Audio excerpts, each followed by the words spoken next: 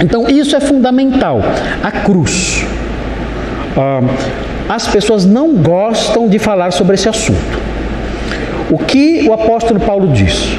O apóstolo Paulo fala o seguinte: olha, os gregos, eles querem sabedoria, ou seja, os gregos gostam de discutir filosofia, debates intelectuais, eles gostam disso. Os judeus gostam de sinais, milagres, portentos e tudo mais. Parece que a humanidade toda está dividida desse jeito. Do que as pessoas gostam? De falar, de conversar. Elas gostam de debates teológicos, filosóficos e tudo mais. Vamos debater aí evolucionismo ou criacionismo. Elas querem debater essas coisas. Como essa pessoa que conversou comigo, né? Quer debater, eu acho que Deus não quer que a gente peça nada, quer que a gente só agradeça. Esses debates vazios. Outra parte da humanidade quer milagres, quer apenas portentos, quer apenas manifestações sobrenaturais, vivem atrás disso, não só no meio evangélico, mas os místicos em geral, as pessoas em geral, gostam dessas coisas, do sobrenatural, de manifestações sobrenaturais, de mistérios aí do mundo espiritual, vivem atrás dessas coisas, né? Isso tanto no meio evangélico como fora, né? Satanistas, espíritas, gostam dessas coisas, né? No meio católico existe lá todo um interesse no milagre da transformação da hóstia em sangue de Cristo, em corpo de Cristo. No meio evangélico só se fala disso, de milagre o tempo todo. Parece que a humanidade tem uma grande facção que gosta, que tem uma atração intensa pelo que é sobrenatural. E gostam disso, de falar disso, de buscar isso, de estudar isso e conhecer isso e tudo mais.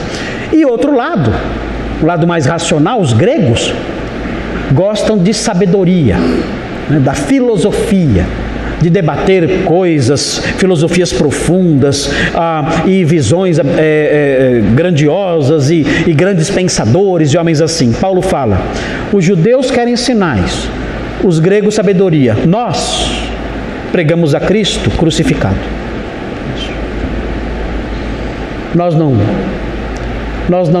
Nosso trabalho não é discutir filosofia, nosso trabalho não é realçar manifestações sobrenaturais, não é isso. Eu não fui chamado para isso.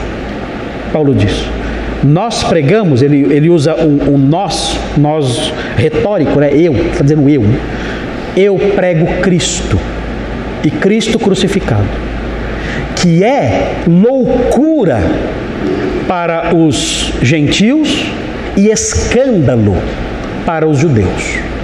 Mas é isso que eu prego. A reação deles é ruim. Eles acham que isso é coisa de louco. Falar da cruz, de Cristo crucificado, é algo que para eles não faz sentido. É conversa de maluco, é conversa de louco.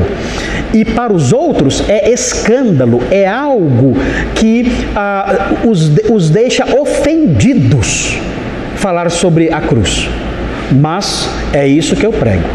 Porque essa mensagem louca, entre aspas, é o poder de Deus para a salvação tanto do judeu quanto do gentio.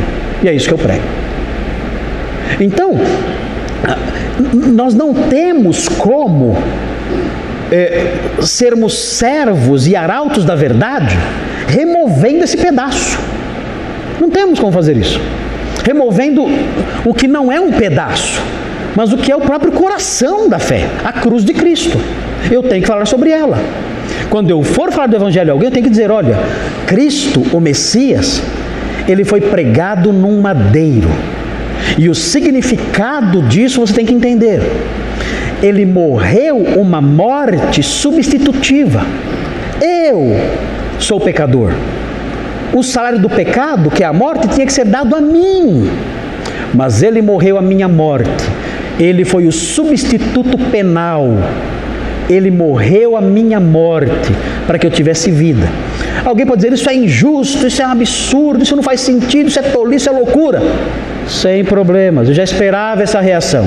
loucura e escândalo, mas é essa mensagem que salva. A mensagem louca e escandalosa é essa, e é isso que eu tenho que lhe dizer. Não tem outro jeito. É assim que eu vou pregar o Evangelho, e essa é a única forma de pregar o Evangelho. Então, cuidado para não ser um pregador fofinho. O pregador ursinho carinhoso. É assim? É ursinho carinhoso? Não ser o pregador ursinho carinhoso que não toca em certos pontos com medo de causar reações ruins. Não. Claro que você vai ser educado, claro que você vai ser polido, simpático, sorridente, amigo, mas você não pode mudar a mensagem para a pessoa não assustar. Se você fizer isso, você não pregou a mensagem. Você tem que anunciar Cristo crucificado. Sem isso, não há Evangelho. Então Pedro fez isso. Pedro disse, olha, o ungido foi pregado num madeiro e foi morto ali numa cruz. E sem esse anúncio, não há como dizer que o Evangelho foi pregado.